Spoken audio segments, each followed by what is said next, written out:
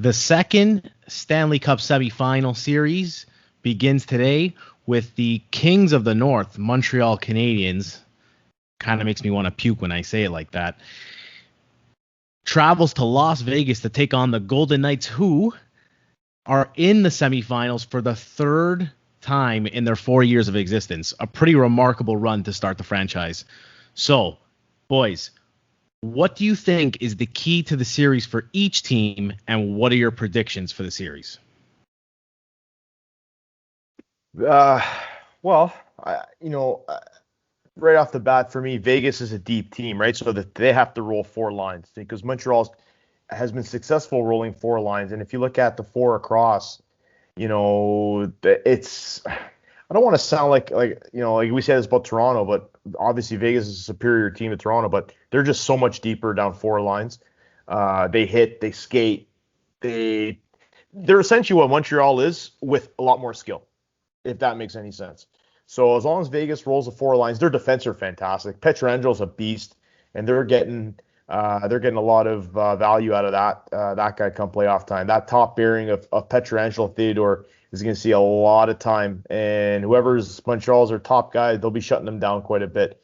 But I will look at one thing, and I'll leave you guys to the obvious thing. But for me, Fleury's coming home. I'm actually kind of interested to see Fleury play. As a Quebec boy coming home to play in Montreal. He's a big game player, so I'm actually interested to see that. What's your prediction, Frankie? Vegas. You know what? I'll give Montreal a fighting chance. I'll take Vegas in 7. All right, Bobby, to you. I'm a little shocked by that. You know what I see this series as? Like, to use a wrestling analogy, it's like the Hell in the Cell, where basically anybody who faces the Undertaker, it's how much punishment can they take. Montreal is going to get outplayed and outshot 6 of the 7, if not 7 of the 7 games, or however long the series goes. I think Vegas is going to control the tempo. They're going to play an up-tempo, north and south, dump and chase game that really Winnipeg and Toronto didn't play. I think there's going to be like a test that Montreal has not seen before, because Montreal is expecting just to gum it up. Vegas is big. They're strong. They're physical. The other thing I thought about is that we haven't seen any of these teams outside of their own division. So we haven't seen them play each other. And I think the Montreal fans, and we have our Montreal correspondent that I argued in the group chat, and I said, dude, Vegas is big. Vegas is fast. And he's like, Montreal's just as big and just as fast. I don't think so. I think Vegas is a superior, like a big team, a strong team. I think they're going to be bigger, they're going to be faster, and they're going to be more skilled. It's going to look like Vegas Vancouver last year, where they were the better team. It went 7, but it wasn't really a 7-game series.